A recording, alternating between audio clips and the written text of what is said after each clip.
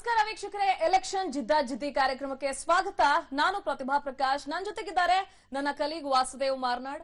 ಇವತ್ತಿನ ಎಲೆಕ್ಷನ್ ಜಿದ್ದಾಜಿದ್ದಿಯಲ್ಲಿ ನಾವು ತೆಗೆದುಕೊಂಡಿರುವಂತಹ ಕ್ಷೇತ್ರದ ಕಿರುಪರಿಚಯ ಮಾಡಿಕೊಡ್ತೀನಿ ವೀಕ್ಷಕರೇ. ನಾನು ಮೊದಲನೇದಾಗಿ ಈ ಕ್ಷೇತ್ರ ಬಹುಪಾಲು ಗುಡ್ಡಗಾಡು ಪ್ರದೇಶದಿಂದಲೇ ಕೂಡಿರುವಂತಹ ಕ್ಷೇತ್ರ. ಇಲ್ಲಿನ ಜನ ಈಗಲೂ ನೀರಿಗೆ ತತ್ವಾರ ಪಡ್ತಾ ಇದ್ದಾರೆ. ಅಭಿವೃದ್ಧಿ ವಿಷಯದಲ್ಲಿ ಕುಂಟುತ್ತಾ ತೆವಳುತ್ತಾ ಸಾಕ್ತಾ ಇರೋ ಈ ಕ್ಷೇತ್ರವೇ ಕುಂದಾನಗರಿ ಬೆಳಗಾವಿ ಜಿಲ್ಲೆಯ ಯಮಕನಮರಡಿ ಕ್ಷೇತ್ರ. ಕಳೆದ 3 ಚುನಾವಣೆಗಳಲ್ಲಿಯೂ ಸತತ ಜಯ ಸಾಧಿಸುತ್ತಾ ಬಂದಿರೋ ಸತೀಶ್ ಜಾರಕಿಹೊಳಿ ಕ್ಷೇತ್ರ ಈ ಬಾರಿ ಹೇಗಿದೆ ನೋಡ್ಕೊಂಡ್ ಬರೋಣ ಬನ್ನಿ. ಕೃಷಿ ಆಧಾರಿತ ಈ ಕ್ಷೇತ್ರವು ಮಹಾರಾಷ್ಟ್ರ ಗಡಿಗೆ ಹೊಂದಿಕೊಂಡಂತೆ ಇದೆ. ಪ್ರತಿಷ್ಠಿತ ನಾಯಕನ ಕ್ಷೇತ್ರವಾಗಿದ್ದರು. ಈ ಕ್ಷೇತ್ರದಿಂದ ಆಯ್ಕೆಯಾಗಿ ಸಚಿವರಾಗಿದ್ದರು. ಅಭಿವೃದ್ಧಿಯ ವಿಷಯದಲ್ಲಿ ವಂಚಿತವಾಗಿರೋದೇ ಯಮಕನಮರಡಿ ವಿಧಾನಸಭಾ ಕ್ಷೇತ್ರ. 2008ರಲ್ಲಿ ಯಮಕನಮರಡಿ ವಿಧಾನಸಭಾ ಕ್ಷೇತ್ರವು ಎಸ್ಟಿ ಮೀಸಲು ಕ್ಷೇತ್ರವಾಗಿ ಬದಲಾಯಿತು. ಸತತ 3 ಬಾರಿ ಇಲ್ಲಿಂದ ಸತೀಶ್ ಜಾರಕಿಹೊಳಿ ಆಯ್ಕೆಯಾಗುತ್ತಾ ಬಂದಿದ್ದಾರೆ. ಆದರೆ ಕ್ಷೇತ್ರದ ಪ್ರಗತಿ ಮಾತ್ರ ಅಷ್ಟಕ್ಕಷ್ಟೇ ಎಂಬುದು ಇಲ್ಲಿನ ಚಿತ್ರಣ ಗಮನಿಸಿದಾಗ ಅರ್ಥವಾಗುತ್ತೆ. ಸಮ್ಮಿಶ್ರ ಸರ್ಕಾರದ ವೇಳೆ ಅರಣ್ಯ ಮತ್ತು ಪರಿಸರ ಸಚಿವರಾಗಿಯೂ ಕಾರ್ಯನಿರ್ವಹಿಸಿದ ಸತೀಶ್ ಜಾರಕಿಹೊಳಿ ಕ್ಷೇತ್ರದಲ್ಲಿ ಅಂಥ ಹೇಳಿಕೊಳ್ಳುವಂತಹ ಕೆಲಸ ಮಾಡಿಲ್ಲ ಎಂಬುದು ಇಲ್ಲಿನ ಮತದಾರರ ಅಭಿಪ್ರಾಯ.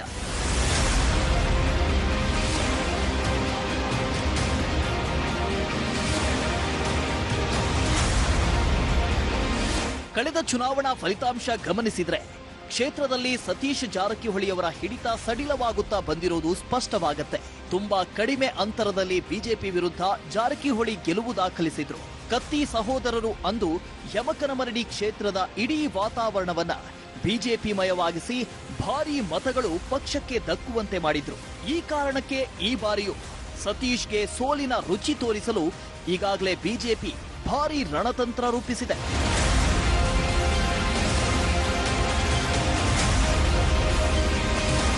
ಈ ಹಿಂದೆ ನಿಪ್ಪಾಣಿಯಲ್ಲಿ ನಡೆದ ಕಾರ್ಯಕ್ರಮವೊಂದರಲ್ಲಿ ಸತೀಶ್ ಹಿಂದೂ ಶಬ್ದದ ಅರ್ಥದ ಕುರಿತಾಗಿ ವಿವಾದಾತ್ಮಕ ಹೇಳಿಕೆ ನೀಡಿದ್ದಂತೂ ಹಿಂದೂ ಸಂಘಟನೆ ಕೆಂಗಣ್ಣಿಗೆ ಗುರಿಯಾಗಿತ್ತು. ಅದೇ ಈ ಬಾರಿ ಬಿಜೆಪಿಗೆ ಚುನಾವಣಾ ಅಸ್ತ್ರವಾಗಲಿದೆ. ಹೀಗಾಗಿ ಸತೀಶ್ ಜಾರಕಿಹೊಳಿಗೆ ಬಿಜೆಪಿಯಿಂದ ಟಫ್ ಫೈಟ್ ಎದುರಿಸಬೇಕಾಗಬಹುದು ಎನ್ನಲಾಗ್ತಿದೆ. ಹಾಗಿದ್ರೆ ಯಮಕನಮರಡಿ ಕ್ಷೇತ್ರದಲ್ಲಿ ಒಟ್ಟು ಮತದಾರರ ಸಂಖ್ಯೆ ಎಷ್ಟಿದೆ ಅಂತ ನಾವು ಸ್ಕ್ರೀನ್ ಮೇಲೆ ನೋಡ್ತಾ ಹೋಗೋಣ. ಇಲ್ಲಿ ಪುರುಷ ಮತದಾರರ ಸಂಖ್ಯೆ 99,721 ಜನ ಪುರುಷ ಮತದಾರರಿದ್ದಾರೆ. ಮಹಿಳೆಯರು 1,216,000 ಜನ ಇದ್ರೆ ಇತರೆ ವರ್ಗಕ್ಕೆ ಸೇರಿದವರು 8 ಜನ ಇದ್ದಾರೆ. ಒಟ್ಟು ಕ್ಷೇತ್ರದಲ್ಲಿ 1,99,945 ಜನ ಮತದಾರರಿದ್ದಾರೆ ಯಮಕನಮರಡಿ ಕ್ಷೇತ್ರದಲ್ಲಿ. ಎಸ್ ಪ್ರತಿಭಾ, ಇಲ್ಲಿ ನೀವು ನೋಡ್ತಾ ಹೋದ್ರೆ ಒಟ್ಟು ಮತದಾರರ ಸಂಖ್ಯೆ 1,99,945. ಬೇರೆ ವಿಧಾನಸಭಾ ಕ್ಷೇತ್ರಗಳಿಗೆ ಹೋಲಿಸಿದ್ರೆ ಸ್ವಲ್ಪ ಮಟ್ಟಿಗೆ ಕಡಿಮೆ ಮತದಾರ ಇರುವಂತಹ ಕ್ಷೇತ್ರ ಇದೆ. ಅದರಲ್ಲೂ ಕೂಡ ನೋಡಿ, ಪುರುಷ ಮತದಾರರು 99,721 ಇದ್ದಾರೆ. ಮಹಿಳೆಯರು 1,216,000 ಮತದಾರರು ಈ ಕ್ಷೇತ್ರದಲ್ಲಿದ್ದಾರೆ. ಮಹಿಳಾ ಮತದಾರರು ಪುರುಷ ಮತದಾರರಿಗಿಂತ ಹೆಚ್ಚಾಗಿದ್ದಾರೆ. ಈ ರೀತಿಯಾಗಿ ಕೆಲವು ಕ್ಷೇತ್ರಗಳಲ್ಲಿ ಮಾತ್ರ ಆಗುತ್ತೆ, ವಿಶೇಷವಾದಂತಹ ಕ್ಷೇತ್ರಗಳು ಎಲ್ಲಿ ಪುರುಷ ಮತದಾರರಿಗಿಂತ ಮಹಿಳಾ ಮತದಾರರು ಹೆಚ್ಚಿದ್ದಾರೆ ಅಂತ ಹೇಳಿ. ಹಾಗಾಗಿ ಈ ಕ್ಷೇತ್ರದಲ್ಲಿ ಮಹಿಳಾ ಮತದಾರರು ನಿರ್ಣಾಯಕರಾಗಿರ್ತಾರೆ. ಈ ಹಿನ್ನೆಲೆಯಲ್ಲಿ ಮಹಿಳೆಯರನ್ನ ಸೆಳೆಯೋದಕ್ಕೋಸ್ಕರ ಏನೆಲ್ಲ ಮಾಡಬೇಕು ಆ ತಂತ್ರಗಾರಿಕೆಯನ್ನ ಅಲ್ಲಿರುವಂತಹ ನಾಯಕರು ಮಾಡ್ತಾ ಬರ್ತಾ ಇದ್ದಾರೆ, ಈಗಲೂ ಕೂಡ ಮಾಡ್ತಾ ಇದ್ದಾರೆ. ಎಕ್ಸಾಕ್ಟ್ಲಿ. ಮುಂದೆ ಹಾಗಿದ್ರೆ ಯಾವ ಜಾತಿವಾರು ಮತದಾರರ ಸಂಖ್ಯೆಯನ್ನ ನಾವು ನೋಡ್ತಾ ಹೋಗೋದಾದ್ರೆ ಸ್ಕ್ರೀನ್ ಮೇಲೆ ನೀವು ನೋಡ್ತಾ ಇದ್ದೀರಿ. ಇಲ್ಲಿ ಯಮಕನಮರಡಿ ಕ್ಷೇತ್ರದಲ್ಲಿ ಎಸ್ಸಿ ಎಸ್ಟಿ ಸಮುದಾಯಕ್ಕೆ ಸೇರಿರುವಂತಹ ಮತಗಳು 70,000 ಇದೆ. ಇನ್ನು ಲಿಂಗಾಯತ ಸಮುದಾಯಕ್ಕೆ ಸೇರಿರುವಂತಹ ಮತಗಳು 20,000 ಇದ್ರೆ ಮುಸ್ಲಿಂ ಮತದಾರರು 15,000 ಇದ್ದಾರೆ. ಹಾಗೆ ಜೈನ್ ಸಮುದಾಯಕ್ಕೆ ಸಂಬಂಧಪಟ್ಟ ಮತದಾರರು 10,000 ಇದ್ದಾರೆ ಯಮಕನಮರಡಿ ಕ್ಷೇತ್ರದಲ್ಲಿ. ಇನ್ನು ನೇಕಾರ ಸಮುದಾಯಕ್ಕೆ ಸೇರಿರುವಂತಹ 6,000 ಮತದಾರರಿದ್ರೆ ಬ್ರಾಹ್ಮಣ ಸಮುದಾಯಕ್ಕೆ ಸೇರಿರುವ 5,500 ಮತದಾರರಿದ್ದಾರೆ. ಒಟ್ಟಿಲಿ ಎಸ್ಸಿ ಎಸ್ಟಿ ಸಮುದಾಯದವರೇ ನಿರ್ಣಾಯಕರಾಗ್ತಾರೆ, 70,000 ಇದ್ದಾರೆ. ಅದ್ರ ಜೊತೆಗೆ ಜೈನ್ ಮತದಾರರು ಬಹಳ ಪ್ರಮುಖವಾಗಿ ಒಂದಷ್ಟು ಕ್ಷೇತ್ರಗಳಲ್ಲಿ ನಾವು ಗಮನಿಸೋ ಹಾಗೆ 1,000, 2,000 ಈ ರೀತಿಯಾಗಿ. ಆದ್ರೆ ಯಮಕನಮರಡಿಯಲ್ಲಿ 10,000 ಜೈನ ಮತದಾರರು ಕೂಡ ಇದ್ದಾರೆ. ಅದ್ರ ಜೊತೆಗೆ ನಮ್ಗೆ ಇಲ್ಲಿ ಮುಸ್ಲಿಂ ಆಗಿರಬಹುದು ಅಥವಾ ಲಿಂಗಾಯತರು 20,000 ಮತದಾರರು ಇರೋದು.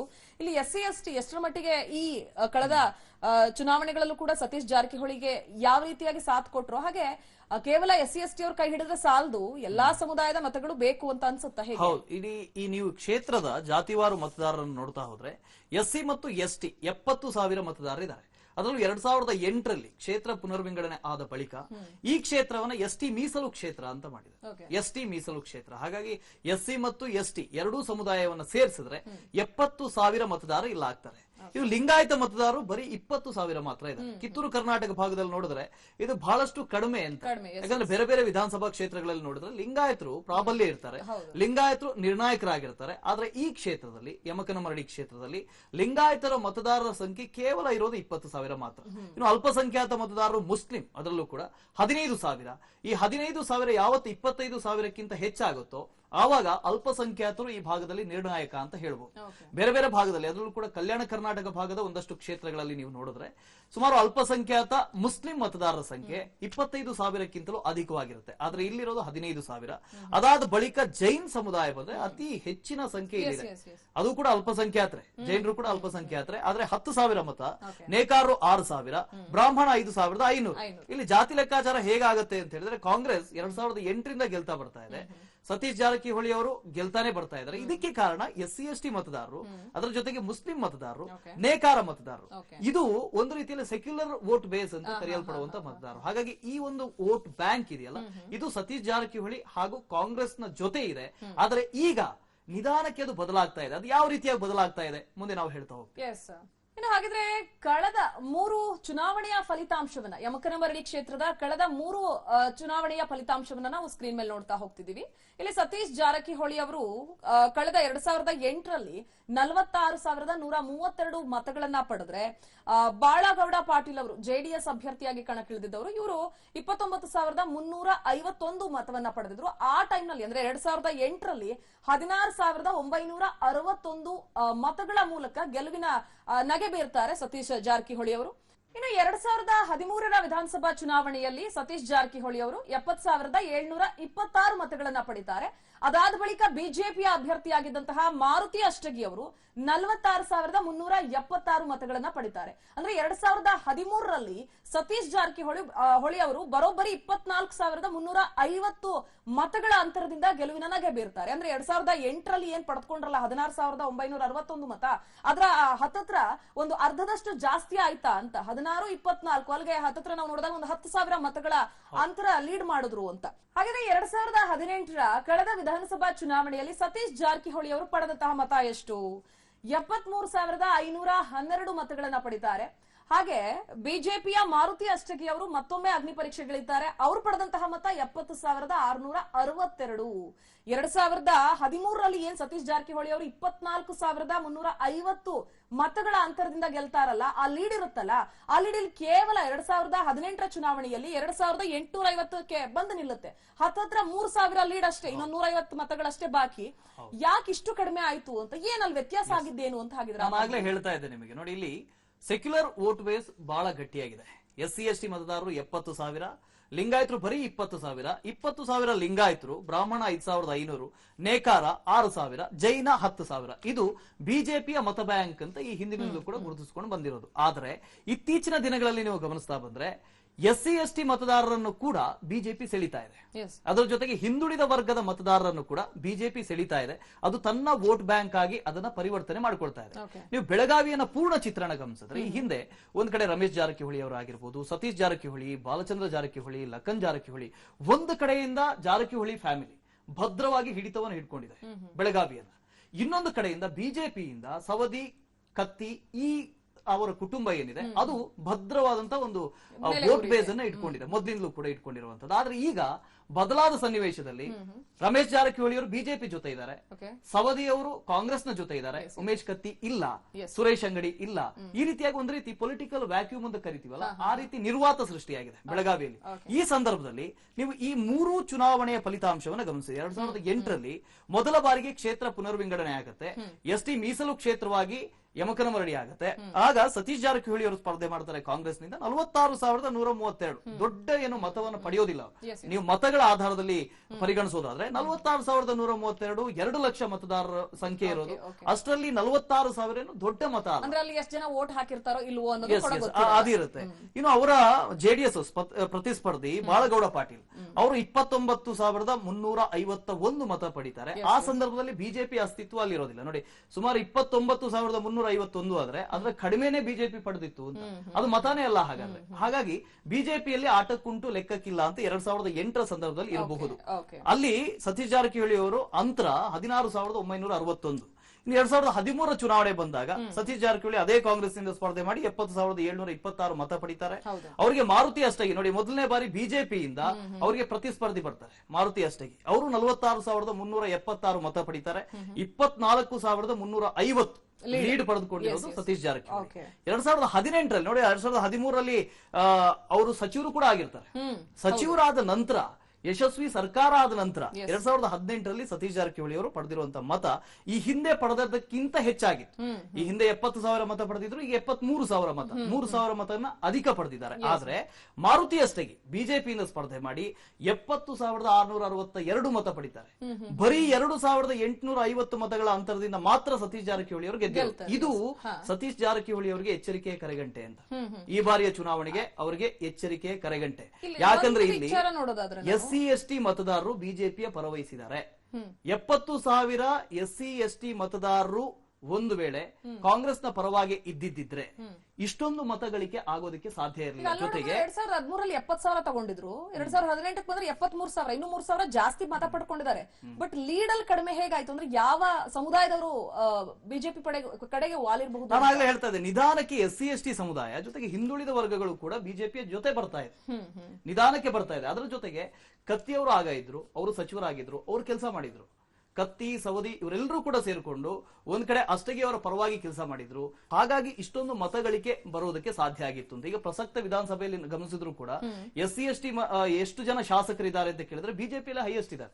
18ರಿಂದ 20 ಶಾಸಕರು ಬಿಜೆಪಿಯಿಂದ ಇದ್ದಾರೆ. ಕಾಂಗ್ರೆಸ್ ನಿಂದ ಅತಿ ಕಡಿಮೆ ಸಂಖ್ಯೆಯಲ್ಲಿದ್ದಾರೆ. ಆಮೇಲೆ JDS ಬರುತ್ತೆ. ನಿಧಾನಕ್ಕೆ ಇದನ್ನೆಲ್ಲ ಗಮನಿಸಿದ್ರೆ SC/ST ವೋಟ್ಗಳು ನಿಧಾನಕ್ಕೆ ಬಿಜೆಪಿಗೆ ಸೇರ್ಪಡೆಗೊಳ್ತಾ ಇದೆ ಅಂತ. ಇತ್ತೀಚೆಗೆ ಸಹ ಮೀಸಲಾತಿಯನ್ನು ಏರಿಕೆ ಮಾಡಿದ್ದು ಕೂಡ ಗಮನಿಸಿದಿರಿ. ಇದೆಲ್ಲವೂ ಕೂಡ ಬಿಜೆಪಿಗೆ ಮೇಲ್ವರ್ಗದ ಪಕ್ಷ ಅಂತ ಇದ್ದಂತ ಇಮೇಜ್ ಇದೆಯಲ್ಲ, ಅದು ನಿಧಾನಕ್ಕೆ ಕಡಿಮೆ ಆಗ್ತಾ ಇದೆ. ಹಾಗಿದ್ರೆ ಈ ಬಾರಿ ಕಣದಲ್ಲಿ ಯಾರ್ಯಾರಿದ್ದಾರೆ ಅಂತ ನೋಡ್ಕೊಂಬರೋಣ ವೀಕ್ಷಕರೇ. ಹಾಗಿದ್ರೆ ಈ ಬಾರಿ ಯಮಕನಮರಡಿ ಕ್ಷೇತ್ರದಲ್ಲಿ ಯಾವ್ಯಾವ ಪಕ್ಷದಿಂದ ಯಾರ್ಯಾರ ಅಭ್ಯರ್ಥಿಗಳಿದ್ದಾರೆ ಅಂತ ಅಂದ್ರೆ, ಕಾಂಗ್ರೆಸ್ನಿಂದ ಯಥಾ ಪ್ರಕಾರ ಸತೀಶ್ ಜಾರಕಿಹೊಳಿ ಅವರು ಕಣದಲ್ಲಿದ್ದಾರೆ. ಇನ್ನು ಬಿಜೆಪಿಯಲ್ಲಿ ಕಳೆದ ಬಾರಿ ಇದ್ದಂತಹ ಮಾರುತಿ ಅಷ್ಟಗಿ ಅವರಿಲ್ಲ, ಅವರ ಬದಲಿಗೆ ಬಸವರಾಜ್ ಹುಂದ್ರಿ ಅನ್ನುವಂತಹ ಹೊಸ ಅಭ್ಯರ್ಥಿ ಕಣಕ್ಕಿಳಿತಾ ಇದ್ದಾರೆ. ಯಾವಾಗ ಬಿಜೆಪಿಯಲ್ಲಿ ಟಿಕೆಟ್ ಸಿಗ್ಲಿಲ್ವೋ ಮಾರುತಿ ಅಷ್ಟಗಿ ಅವರು JDS ನತ್ತ ಮುಖ ಮಾಡಿದ್ದಾರೆ. ಈ ಬಾರಿ JDS ನಿಂದ ಸ್ಪರ್ಧಿಸ್ತಾ ಇದ್ದಾರೆ.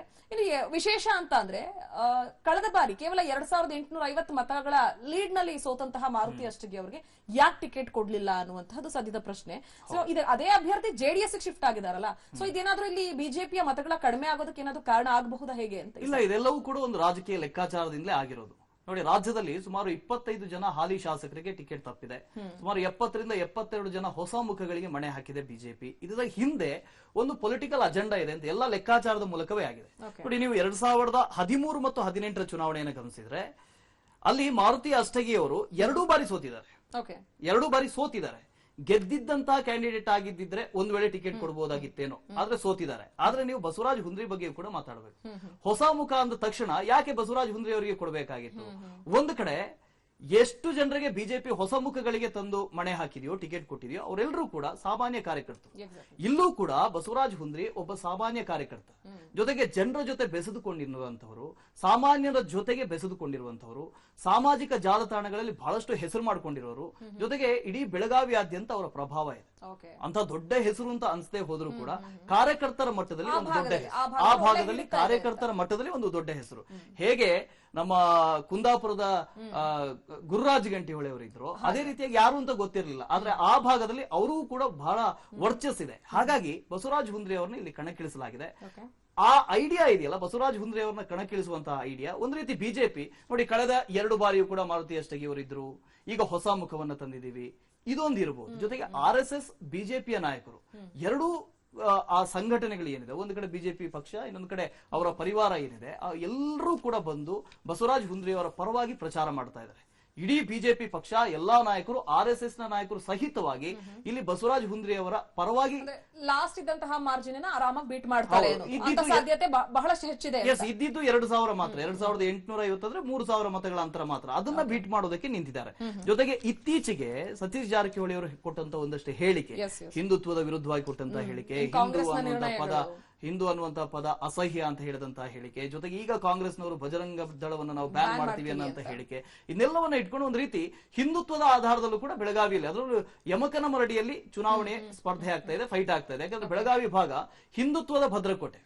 ಒಂದ್ ರೀತಿ ಮರಾಠ ಮತಗಳಿದ್ದಂತದ ಒಂದ್ ಕಡೆ ನೀವು ಗೋಕಾಕಕ್ಕೆ ಹೋದ್ರೆ ಅಥವಾ ನೀವು ಬೆಳಗಾವಿ ನಗರದ ಕಡೆಗೆ ಹೋದ್ರೆ ಇದೆಲ್ಲವೂ ಕೂಡ ಹಿಂದುತ್ವದ ಭದ್ರ ಮತ ಬ್ಯಾಂಕ್ ಇರುವಂತಹ ಒಂದು ಕ್ಷೇತ್ರಗಳು. ಹಾಗಾಗಿ ಇದೇ ವಿಚಾರವನ್ನು ಇಟ್ಕೊಂಡು ಇಲ್ಲೂ ಕೂಡ ಚುನಾವಣೆ ಫೈಟ್ ಮಾಡೋದಕ್ಕೆ ಬಿಜೆಪಿ ಈಗ ನಿರ್ಧಾರ ಮಾಡಿದೆ.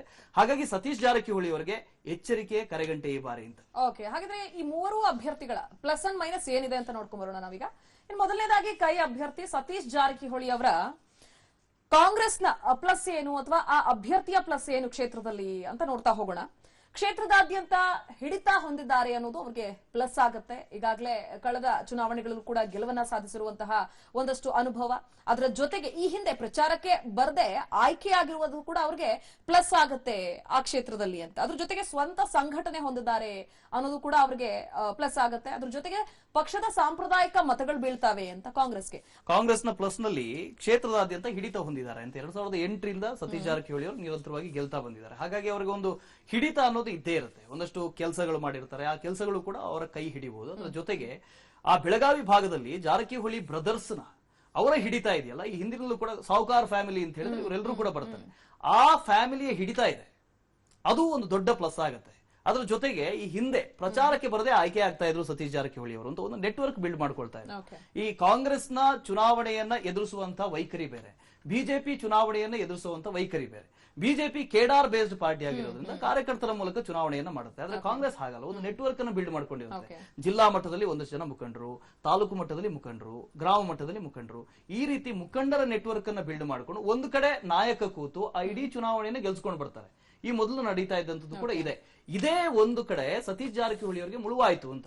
ಆ 3,000 ಮತಗಳ ಅಂತರದಿಂದ ಗೆಲ್ಲೋದಕ್ಕೆ 2018ರಲ್ಲಿ ಇದೇ ಮುಳುವಾಯ್ತು. ಪ್ರತಿ ಒಂದು ಕ್ಷೇತ್ರಕ್ಕೂ ಕೂಡ ಅವ್ರು ಹೋಗ್ತಾ ಇರಲಿಲ್ಲ, ಗ್ರಾಮಗಳಿಗೆ ಅವ್ರು ಹೋಗ್ತಾ ಇರಲಿಲ್ಲ. ಕೇವಲ ಈ ನೆಟ್ವರ್ಕ್ ನ ಮೂಲಕ ಅವ್ರು ಆಪರೇಟ್ ಮಾಡ್ತಾ ಇದ್ರು. ಆದ್ರೆ ಈ ಬಾರಿ ಅದನ್ನ ಬದಲಾಯಿಸಿಕೊಂಡಿದ್ದಾರೆ. ಅದು ಯಾವ ರೀತಿ ವರ್ಕ್ ಆಗುತ್ತೆ ಅಂತ ಹೇಳಿ ನೋಡ್ಬೇಕು. ಹಾಗಿದ್ರೆ ಕಾಂಗ್ರೆಸ್ ನ ಮೈನಸ್ ಏನು ಅಥವಾ ಸತೀಶ್ ಜಾರಕಿಹೊಳಿ ಅವರ ಮೈನಸ್ ಏನು ಕ್ಷೇತ್ರದಲ್ಲಿ ಅಂತ ನಾವು ನೋಡ್ತಾ ಹೋಗೋಣ. ಇಲ್ಲಿ ಸತೀಶ್ ಜಾರಕಿಹೊಳಿ ಅವರ ಮೈನಸ್ ಏನಾಗಬಹುದು ಈ ಬಾರಿ ಚುನಾವಣೆಯಲ್ಲಿ ಅಂತ ಆದ್ರೆ ಹಿಂದುತ್ವದ ಬಗ್ಗೆ ಹಗುರವಾಗಿ ಅವರು ಮಾತನಾಡಿದ್ದು, ಇನ್ನು ಬಿಜೆಪಿಯ ಪ್ರಬಲ ನಾಯಕರ ಪ್ರಚಾರದ ಭರಾಟೆಯೂ ಕೂಡ ಅಲ್ಲಿ ಅವರಿಗೆ ಮೈನಸ್ ಆಗಬಹುದು. ಈ ಜೊತೆಗೆ ಮೂಢನಂಬಿಕೆಯ ವಿರೋಧಿ ಅನ್ನುವಂತಹ ನೆಪ ಮಾತ್ರ ಅನ್ನುವಂತಹದ್ದು ಸತೀಶ್ ಜಾರಕಿಹೊಳಿ ಅವರಿಗೆ ಮೈನಸ್ ಆಗಬಹುದು ಈ ಬಾರಿ. ಇನ್ನು ಅವರು ಮೂಲತಃ ಹಿಂದೂ ವಿರೋಧಿ ಅನ್ನೋ ಭಾವನೆ ಇದೆ ಕ್ಷೇತ್ರದಲ್ಲಿ. ಇನ್ನು ತ್ರಿಕೋನ ಸ್ಪರ್ಧೆಯಿಂದಾಗಿ ಮತ ವಿಭಜನೆ ಆಗತ್ತೆ. ಜೊತೆಗೆ ಕ್ಷೇತ್ರದಲ್ಲಿ ಅನೇಕ ಸಮಸ್ಯೆಗಳಿದೆ, ಅದು ಯಾವುದು ಕೂಡ ಬಗೆಹರಿದಿಲ್ಲ ಅಂತ. ಅದಕ್ಕಿಂತ ಹೆಚ್ಚಾಗಿ ಆ ಕ್ಷೇತ್ರದಲ್ಲಿ ಅಭಿವೃದ್ಧಿ ಆಗಿಲ್ಲ ಅಂತ 2008ರಿಂದಲೂ ಕೂಡ ಶಾಸಕರಾಗಿರುವಂತಹ ಸತೀಶ್ ಜಾರಕಿಹೊಳಿ ಅವರು 13ರ ನಂತರದಲ್ಲಿ ಅವರು ಸಚಿವರು ಕೂಡ ಆಗ್ತಾರೆ. ಇಷ್ಟೆಲ್ಲ ಆದ್ರೂ ಕ್ಷೇತ್ರ ಇಲ್ಲಿವರೆಗೂ ಅಭಿವೃದ್ಧಿ ಕಂಡಿಲ್ಲ. ಎಷ್ಟರ ಮಟ್ಟಿಗೆ ಅಭಿವೃದ್ಧಿ ಆಗಬೇಕಾಗಿತ್ತೋ ಆ ಅಭಿವೃದ್ಧಿ ಇವತ್ತಿಗೂ ಕೂಡ ಆ ಕ್ಷೇತ್ರದಲ್ಲಿ ಮರೀಚಿಕೆ ಆಗಿದೆ. ಹಾಗಾಗಿ ಶಾಸಕರ ಬಗ್ಗೆ ಅಲ್ಲಿರುವಂತಹ ಜನರಿಗೆ ಒಂದು ರೀತಿ ವಿರೋಧ ಭಾವ ಇದೆ. ಆಡಳಿತ ವಿರೋಧಿ ಅಲೆ ಅಂತ ಏನ್ ಕರೀತಿರಲ್ಲ, ಆ ರೀತಿಯಂತ ವಿರೋಧಿ ಅಲೆ ಇದೆ. ಅದರ ಜೊತೆಗೆ ಈ ಚುನಾವಣೆಯಲ್ಲಿ ಒಂದು ದೊಡ್ಡ ಫ್ಯಾಕ್ಟರ್ ಅಂದ್ರೆ ಕ್ಷೇತ್ರದಲ್ಲಿ ತ್ರಿಕೋನ ಸ್ಪರ್ಧೆ ಆಗಬಹುದು ಅಂತ. ನೋಡಿ, ಹಿಂದೆ ಬಿಜೆಪಿಯಲ್ಲಿ ಇದ್ದಂತ ಅಷ್ಟಗಿ ಅವರು ಈಗ ಜೆಡಿಎಸ್ ಹೋಗಿದ್ದಾರೆ. ಹೊಸ ಮುಖವನ್ನ ಬಿಜೆಪಿ ಉಳಿಸ್ಕೊಂಡಿದೆ. ಹೀಗಿರುವಾಗ ಬಿಜೆಪಿಯ ಒಂದಷ್ಟು ಸಾಂಪ್ರದಾಯಿಕ ಮತಗಳು ಬಿಜೆಪಿಗೆ ಬರ್ತವೆ. ಆದ್ರೆ ಕಾಂಗ್ರೆಸ್ಗೆ ಹೋಗ್ತಾ ಇದ್ದಂತ ಮತಗಳಿದಾವಲ್ಲ, SC ST ಮತಗಳಾಗಿರ್ಬೋದು, ಇನ್ನೊಂದ್ ಕಡೆ ಮುಸ್ಲಿಂ ಮತ 15,000 ಇರುವಂತ ಮುಸ್ಲಿಂ ಮತ ಆಗಿರ್ಬೋದು, ಈ ಮತ ವಿಭಜನೆ ಆಗುತ್ತೆ ಜೆಡಿಎಸ್ಗೆ ಮತ್ತೆ ಕಾಂಗ್ರೆಸ್ಗೆ ಅಂತ. ಈ ವಿಭಜನೆ ಆದಾಗ ತ್ರಿಕೋನ ಸ್ಪರ್ಧೆಯಿಂದ ಬಿಜೆಪಿಗೆ ಲಾಭ ಆಗುತ್ತೋ ಅಥವಾ ಬಿಜೆಪಿಯ ಮತವನ್ನ ಅಷ್ಟಗಿ ಅವರು ಹೊಡೆದು ಕಾಂಗ್ರೆಸ್ಗೆ ಲಾಭ ಮಾಡಿಕೊಡ್ತಾರೋ ಮುಂದೆ ನೋಡ್ಬೇಕು.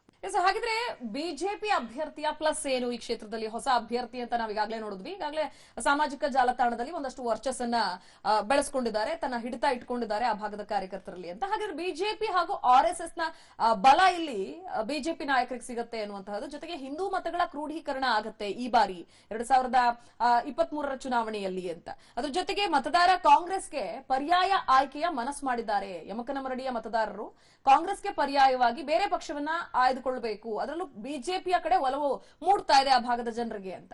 ಇನ್ನು ಕ್ಷೇತ್ರದಾದ್ಯಂತ ಸುತ್ತಿ ಅನೇಕ ಮತದಾರರನ್ನ ಸೆಳೀತಾ ಇದ್ದಾರೆ. ಬಿಜೆಪಿಯ ಪ್ರಮುಖ ನಾಯಕರು ಅಲ್ಲಿ ಬಂದು ಪ್ರಚಾರ ಮಾಡ್ತಿದ್ದಾರೆ. RSS ನವರು ಬರ್ತಾ ಇದ್ದಾರೆ.